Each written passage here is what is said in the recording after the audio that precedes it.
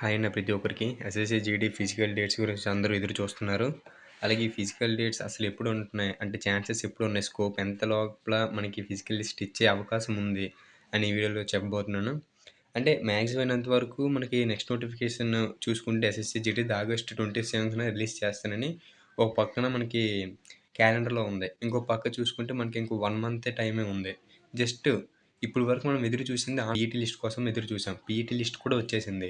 అలాంటిది ఇప్పుడు ఇదే సమయంలో ఏం జరిగిందంటే CRPF constable tradesmen physical test కూడా ఇదే టైంలో జరిగిందనమాట. అంటే మనం చూసుకున్నట్లయితే ఇక్కడ స్క్రీన్ మీద కనిపిస్తుంది 10థ్ జూలై టు 24th జూలై 2024. ఈ లోపల ఏమవుతదంటే సీఆర్‌పీఎఫ్ ట్రేడ్స్‌మెన్ రిక్రూట్‌మెంట్ మొత్తం జరిగిపోద్ది. 24th తర్వాత ఒక 3 డేస్ వరకు మన ఆన్సర్ కీ అనేది సైట్‌లో అవైలబిలిటీలో ఉంటది 27th వరకు. ఆ తర్వాత అది డిజేబుల్డ్ అయిపోద్ది. మళ్ళీ కనబడదు. ఆ లోపల ఎవరైనా సరే ఆన్సర్ కీ డౌన్‌లోడ్ చేసుకోవాల్సినోళ్ళు ఆన్సర్ కీ డౌన్‌లోడ్ చేసుకోండి. ఈ 27 తర్వాత మాత్రం మ్యాక్సిమం అయినంత వరకు ఆ 27 తర్వాత 4 డేస్ అంటే 28, 29, 30, 31 ఈ 4 డేస్‌లో మనకి మళ్ళీ ఫిజికల్ డేట్స్ అనేది అనౌన్స్‌మెంట్ గ్యారంటీగా ఉంటది. ఎందుకంటే ఆగస్ట్‌లో నోటిఫికేషన్ ఉంచుకొని ఆగస్ట్‌లో రిక్రూట్‌మెంట్ ఇప్పుడు సీఆర్‌పీఎఫ్ ట్రేడ్స్‌మెన్ ఎలాగైతే కేవలం 14 డేస్‌లో రిక్రూట్‌మెంట్ మొత్తం అలాగైతే అవగొట్టారో సేమ్ అదే ప్రాసెస్ 24 డేస్, 25 డేస్, 1 మంత్ తీసుకుంటారు. ఆగస్ట్ నెల మొత్తం కూడా మనకి రిక్రూట్‌మెంట్ ఉంటది ఎస్ఎస్సి జీడీది. సో, మ్యాక్సిమం అయినంతవరకు ఏంటంటే, ఈ మంత్ ఎండింగ్‌లో అప్డేట్ ఇచ్చి నెక్స్ట్ మంత్ ఆగస్ట్ మొత్తం అవును. ఎస్ఎస్సి జీడీ దానికి సరిపడిన నోటిఫికేషన్ అనేది వస్తది. కాకపోతే రిక్రూట్‌మెంట్ కూడా అవుతుంటది. నోటిఫికేషన్ ఎండ్ ఆఫ్ ది మంత్‌కి అనేది వస్తది. సో, అటువంటి ఏం ప్రాబ్లమ్ లేదు. సో, ఎస్ఎస్సి జీడీ రిక్రూట్‌మెంట్ మాత్రం ఖచ్చితంగా August second week first week చూసుకున్నట్లయితే మ్యాక్సిమం అయినంతవరకు ఏంటంటే ఫస్ట్ వీక్ కూడా ప్రాసెస్ అనేది అవుతది. సెకండ్ వీక్ నుంచి స్టార్ట్ అయ్యే అవకాశం అనేది చాలా కనబడుతున్నాయి. సో, అందరూ రన్నింగ్ బాగా ప్రాక్టీస్ చేయండి. నేనైతే running 5 KM 22 minutes maximum 30 seconds లోపల వేసేస్తాను. ఎందుకంటే నేను సీఆర్‌పీఎఫ్ ట్రేడ్స్‌మెన్‌కి వెళ్ళాను కాబట్టి నేను చెప్తున్నాను. అక్కడ ఎలా ఉంటుందో రన్నింగ్ అనేది ఎలా ఏస్తారు? ఎంతమంది ఏస్తారు? అవన్నీ నాకైతే అవగాహన ఉంది. ఒక మైండ్‌లో ఒక ప్లానింగ్ కూడా ఉంది. 5 కేఎం ఎక్కడ ఎలా ఎయ్యాలి? ఏ నిమిషంలో మనం డౌన్ అయిపోతాం? ఆ టైంలో ఏం చేయాలనేది నాకు బాగా, బాగా అంటే నేను ట్రేడ్స్‌మెన్ రన్నింగ్‌కెళ్ళాను. ఆల్రెడీ రన్నింగ్‌లో క్వాలిఫై అయ్యాను. ట్రేడ్‌లో పోయింది నాది. ఇప్పుడు జీడీ కోసం ఉన్నాను. జీడీకి కూడా సేమ్ 5 కేఎం రన్నింగేనే. నేను 22 మినిట్స్ 36 సెకండ్స్‌లో వేస్తాను. సో, అది నాకు బాగా ఉపయోగపడతది. సో, ఏంటంటే మ్యాక్సిమం అయినంత వరకు అందరూ రన్నింగ్ బాగా ప్రాక్టీస్ చేయండి. ఇప్పటి వరకు మనకిప్పుడు చాలా తక్కువ డేస్ ఉంటాయి. క్రూషియల్ అనమాట ఈ 30 డేస్ అన్నది. ఎటువంటి టైం వేస్ట్ చేసుకోకుండా రన్నింగ్ మెయిన్ ఏంటంటే ఎప్పుడు రన్నింగ్ మీకు వీలైతే అప్పుడు ఏసేయండి. అంతేగాని మార్నింగ్ ఏద్దాం వర్షం పడుతుంది, ఈవినింగ్ ఏద్దాం వర్షం పడుతుంది, మళ్ళీ రేపు ఏద్దామని మాత్రం పోస్ట్‌పోన్ చేయకండి.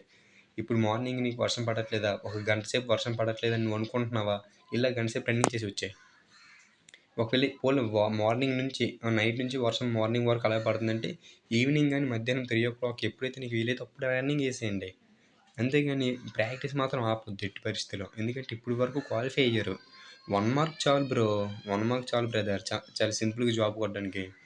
Luck plus no one checks అన్నట్టు మన లక్ అనేది ఉంటే ఆ టైంలో ఏంటంటే 0.01% మార్క్స్ ఉన్నా సరే చాలు. జాబ్ అనేది వచ్చే అవకాశాలు చాలా ఉన్నాయి నేను చెప్పట్లేదు.